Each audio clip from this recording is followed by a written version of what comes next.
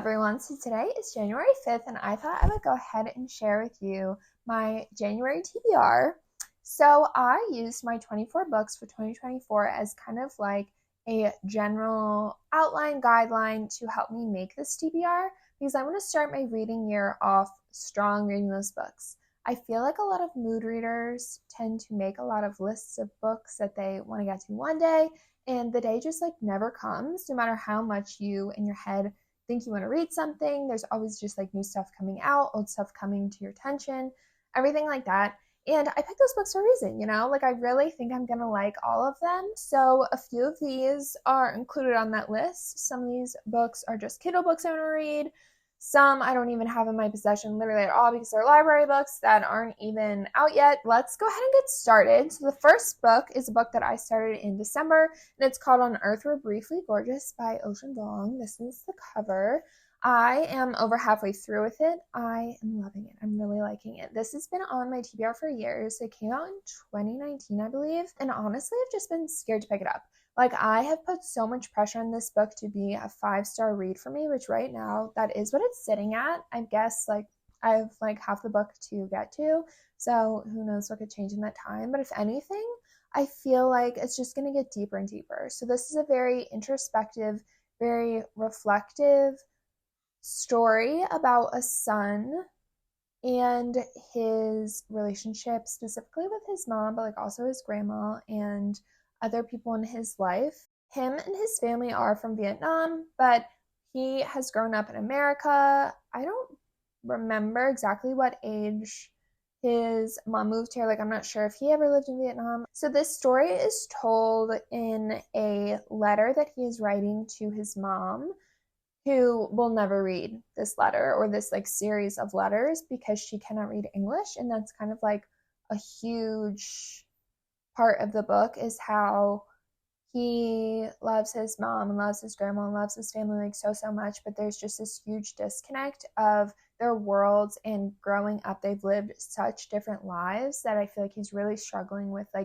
making the true connections and knowing that he is loved by his family, even if they don't always show it in a way that makes him feel loved. It's a very, very deep book, a lot of thoughts, a lot of feelings. It's beautiful. I highly recommend. I would definitely look up trigger warnings though, because there is some violence and just pretty traumatic things happen in this story.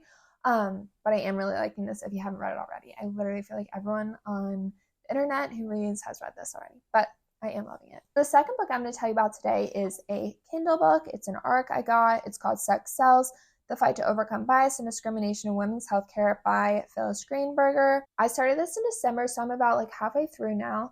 I'm liking it, and I feel like parts of it are interesting, and then other parts I'm just kind of a bit over. So obviously a lot of the stuff about the actual gaps in healthcare with females and non-binary people is mind-blowing. And maybe that's me just being extremely ignorant, but working in clinical research, I did not realize that a lot of those rules and laws and regulations changed pretty recently, 70s, 80s, 90s, and then didn't actually truly go into effect later on. I just had no idea. And it's crazy to me because some of the medications that women were getting were, the wrong doses, causing crazy side effects, but they didn't know because maybe when they were studying in men, they weren't causing side effects, but then in women they do. IUDs that went nutso, birth control, hormones, all sorts of stuff. So it's just so insane to me. But I do feel one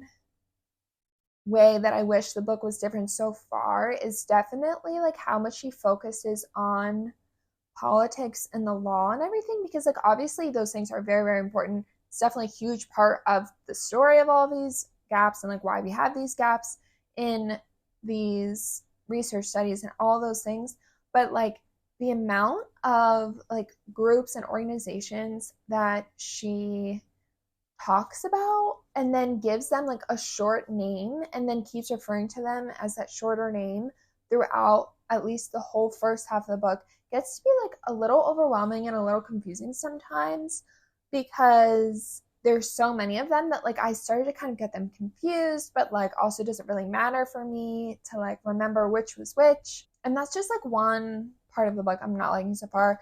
I have no idea what I'd rate it right now. I think I'm just like waiting to like just see how it goes. So hopefully second half of the book kind of like redeems all of the like overly political, overly talked about organizations that she focuses on in the beginning of the book, but who knows. The third book I'm going to tell you about today, I've already talked about. It's called Good Material by Dolly Alderton. I got an arc of this probably 2 to 3 months ago now, and I wasn't reading it because I really wanted to hit my 2023 reading goal, and I just felt like this was gonna push me back because I was so far behind. But I cannot wait to get to this one. Like, I think this might end up being my next physical book I pick up, but we'll see. It's, of course, a love story, a heartbreak story. I believe it's told from different POVs, about like people in their 30s and kind of like their relationships and how they ended up where they did, and a lot of reflection on,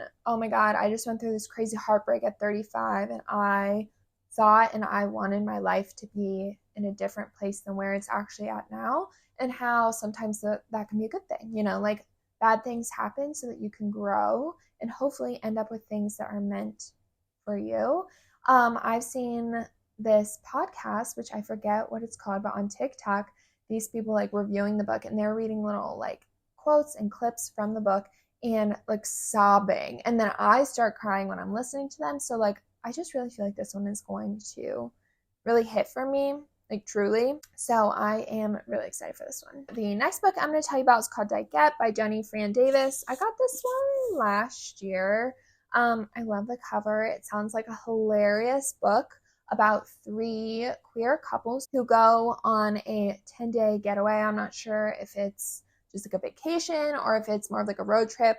I don't know that much about it, but the way it was explained just like cracked me up. But the reason we're starting out the year reading this one in particular was because I went to a reading log of some of the highly rated books on my TBR, like the highest rated and then the lowest rated. And this is actually the lowest rated book on my TBR. It's sitting at like just over a 3 on Goodreads, and I was shocked because I haven't really heard anyone talk about this, and usually like shitty books are talked about a lot on the internet, and I just haven't heard anyone talk about this, and I'm like really confused, honestly. But I am almost like excited to like see like what's the hate about, or is it truly just like a middle of the road kind of story? But yeah, so I thought I would do a reading vlog of lowest rated, highest rated. So that brings me to my next book, which I don't have. It is a library book that I have on hold, but it's still like on order at the library. I don't think it comes out until the 16th, so it'll probably be more towards the end of the month. But it's called Beautyland, and it is by Marie Helen Bertino. And it seems like this girl is born in Philadelphia, and she could be an alien.